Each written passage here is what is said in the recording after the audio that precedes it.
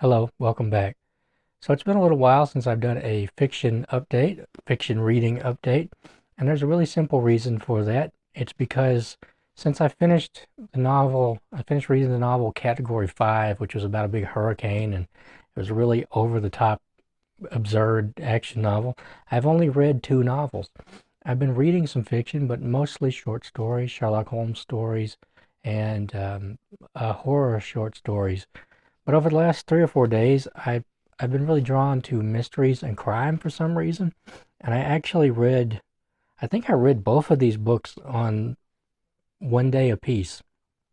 I might have read the first one overnight, but I know that I read the second one in one day. I had a whole day. I woke up early and I just started reading it and I just read it all the way through. And it's pretty much all I did that day, actually. So the first book is Tony Hillerman's A Thief of Time. And this is I believe, the eighth book in the series. Now, I didn't know that at the time. I thought this was maybe the fifth book or so. And that's really my oversight. I have read the first four books in this series, I believe, and I really, really like them. They take place on the Navajo Nation in the Four Corners region of the southwestern United States, which is Arizona, Colorado, New Mexico, and I believe Utah. I went there a long time ago, round about bet it was 1999 or 2000, somewhere in there. So it's been a long time. And it's a beautiful place. It's really, the Grand Canyon is right in there. Monument Valley is in there.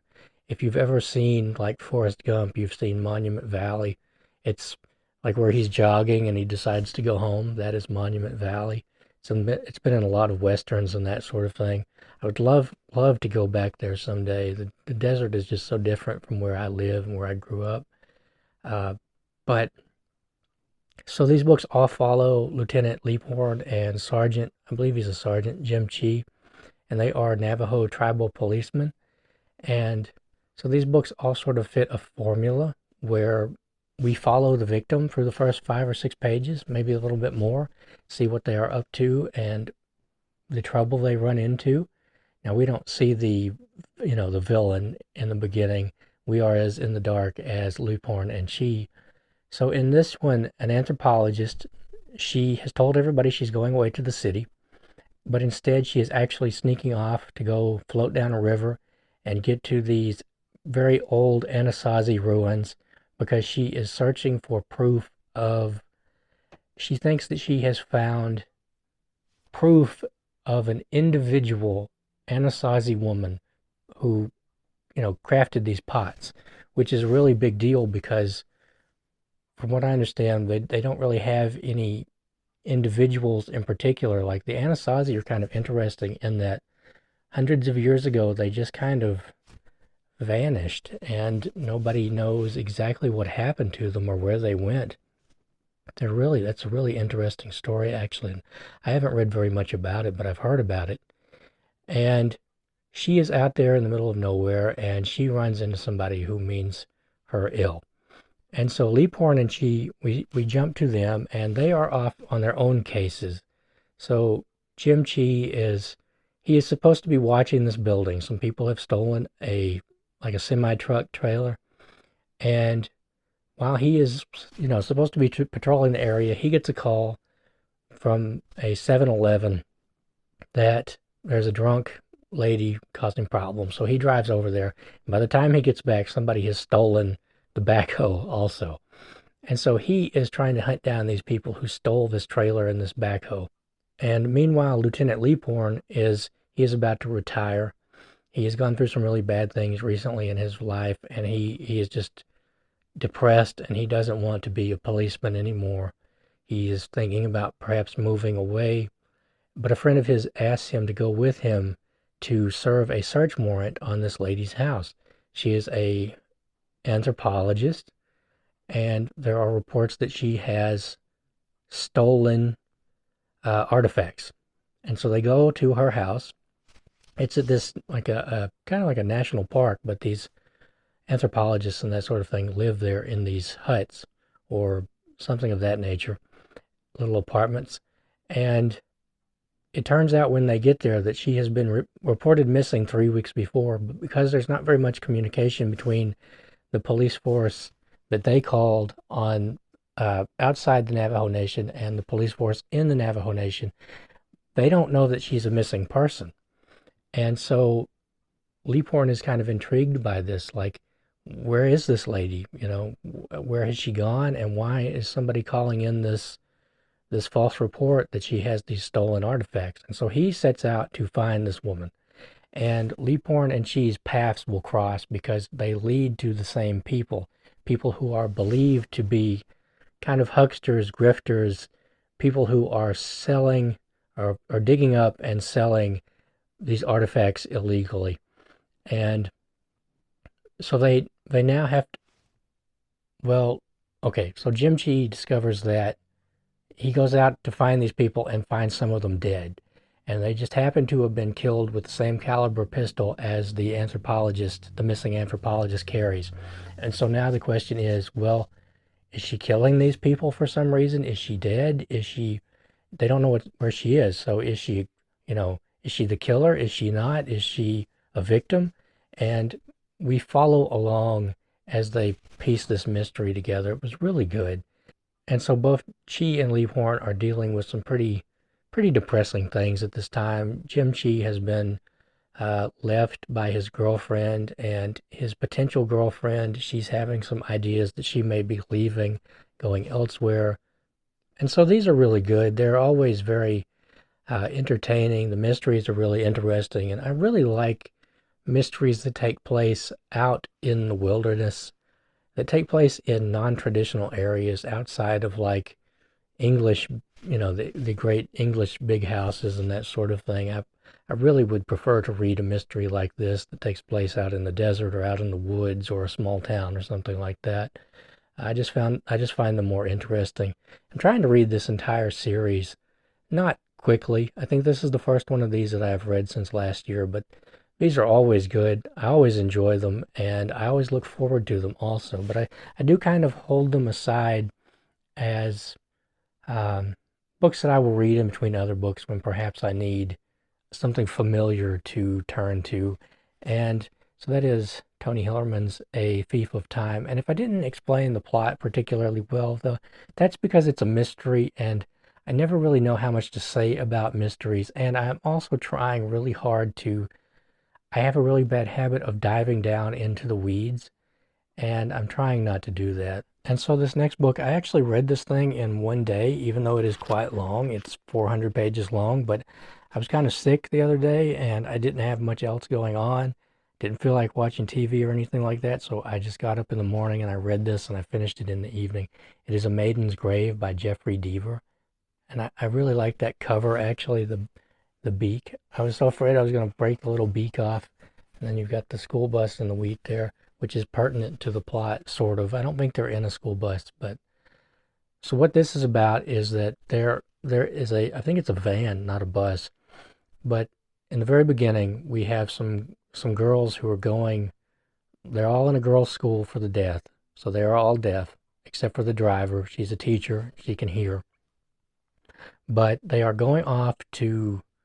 I think they're going to Topeka, and so this is in Kansas, clearly. They're going to Topeka for some kind of inter-school something, a poetry competition or something of that nature. I'm not exactly sure what it was. And they come across a wreck on the road, and they get out to try to help, and it turns out one of the cars in the accident is full of escaped prisoners who are all extremely violent, very bad guys, and they take these girls hostage, and they take them to an old abandoned slaughterhouse on the Arkansas River and hold them hostage there. And so the police call in the FBI, and the FBI send a hostage negotiator named Arthur Potter, and he sets up communications with the bad guys in this slaughterhouse, and it goes from there. So this is from 1995, and so I don't really know the history of like hostage negotiation movies or books. So a lot of what happens in the first half of this book was really, it felt kind of cliched to me, but I don't know because perhaps this was one of the first books to do that. I really don't know. But the plot points for at least the first half of the book are very, very familiar. So you have like the FBI come in and they're very competent and confident and kind of smug and like brushing people out of their way because they know how to do it, and y'all are just a bunch of hayseed, ignorant Kansas farm boys, don't know anything. And that was kind of annoying. I really don't care for that cliche.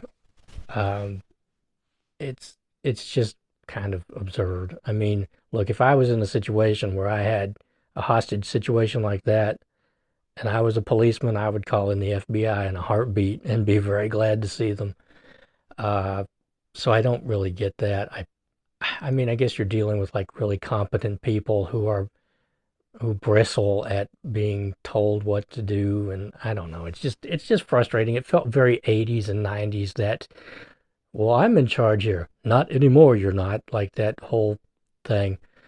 And you have like the governor, and the governor gets sweet talked by a hostage rescue team leader who thinks he knows everything. He was, he went to law school, and he's got the big ring, and he was in Vietnam, and so he knows everything, right? And then you have an attorney general, an assistant attorney general who comes in and is making trouble. And meanwhile, you've got Arthur Potter, the hostage negotiator, who is talking back and forth to the chief bad guy, whose name is Lou Handy. And he is extremely violent, and he's supposed to be extremely smart. We don't, one of my issues with it was that we don't ever see why he is supposed to be extremely smart. We don't get any real hint into his background. And so his smartness comes off as kind of, it doesn't really work because you kind of need some background information on why this criminal who can't control his own life is also some kind of genius. We need some evidence of that, and we don't ever get it, except that he is a genius when he needs to be. Uh, Inside the slaughterhouse, we see what's going on from inside there from one of the teachers. So she's 25 years old. She's also deaf. She was also a student at this school when she was younger. Her name is Melanie. And so these are bad guys. They herd them into the killing room.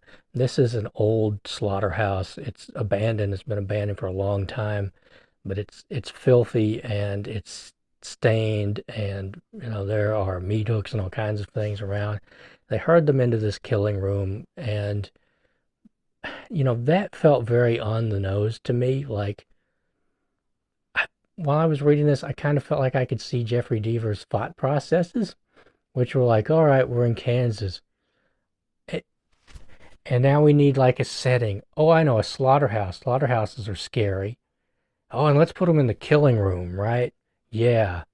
And then you know what it made me think of? It made me think of a story in Flannery O'Connor's A Good Man is Hard to Find. The one where the family goes out and they're on the drive to like Florida, and they run into the escaped convicts who have just extreme violence and no conscience, you know? And I kind of wondered if he like read that and then was like, I can do something with that idea. And I'm not saying it's bad. In fact, this book really picks up in the second half. And, you know, the teacher, Melanie, she is trying to get these girls out one by one. And, oh, I guess I left out a huge plot point, which is that Lou Handy, the chief bad guy, is negotiating with the FBI because he's going to kill one of the girls every hour on the hour until he gets a giant helicopter flown in and an escape to Canada, basically. And so people are not, like the police officers and things like that, are not happy with the way that Arthur Potter is going about this negotiation. And they're trying to kind of do their own thing around him and get things done. And like the governor is meddling in it a little bit, not much, but this assistant attorney general is meddling. This rogue hostage rescue team leader is meddling.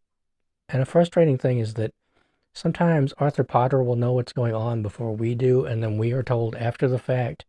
That's kind of, I don't really care for that in books in general. I understand why it was happening, but this book picks up in the second half. There is a huge twist towards the end of this book that I did not see coming. And because there's something really weird that happens where you think, that doesn't make any sense. Why would they start acting like that? And then you just, whoa, like I never imagined that would happen. And it kind of rehabilitated the whole book for me. Uh, there is a shoehorned romance in this book that I didn't think worked and didn't make a whole lot of sense. It was really interesting also how, how these girls are all deaf and how they are communicating with each other. And we get a glimpse into that world, into sort of like the class structure of the deaf community, because believe it or not, there is a class structure in the deaf community, and how Melanie has not been deaf her whole life. She went deaf when she was 9, and she wanted to be a musician and that sort of thing. It's really interesting, and how she keeps these girls calm, and how she manages to go about trying to get them to escape. I just really enjoyed that aspect of it. I didn't enjoy, like I said, the cliched bits towards the beginning, but I guess you kind of have to have those cliched bits towards the beginning, because you do have all of these agencies that are well known, and these politicians and that sort of thing that would be involved in this. And I do think that the second half of this book made up for the first half of the book, even with the shoehorned romance and that sort of thing. Deaver's books are really very readable. He is unrelenting with the violence. Last year I read, oh boy, his most famous book, the one that the movie was based on, Denzel. What is it called? I'm going to look.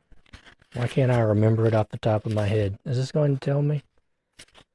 No, it is not. What is the name? The Bone Collector. It was called The Bone Collector. Why couldn't I remember that? Anyway, The Bone Collector is a good book also. Very, very violent. He never flinches from the violence, and that can be really hard to take sometimes, because he gets pretty graphic. And like I said, this involves girls from the ages of 8 up to about 17, I think. And yeah, it's pretty rough, but I enjoyed it. So that is my fiction reading wrap up, I guess. Tony Hillerman's A Thief of Time and A Maiden's Grave by Jeffery Deaver. And I will try to make a video of, I don't know if you'll be able to see them. See those books there? These are nonfiction books that I've been reading. So I've been reading lots and lots of nonfiction. And that goes back about a month and a half, something like that. And I need to catch up on that. That will be probably my next video. What time is it? It is 4 o'clock now on Thursday. Hopefully I'll be able to get this video up tonight. I don't know. Anyway, to stop myself from rambling, I will just leave it here and say thank you very much for watching. Not sure how good this video is going to be, because I have pretty bad allergies, so I had to stop like multiple times. It's really frustrating. Anyway, thank you very much for watching, and I will see you next time.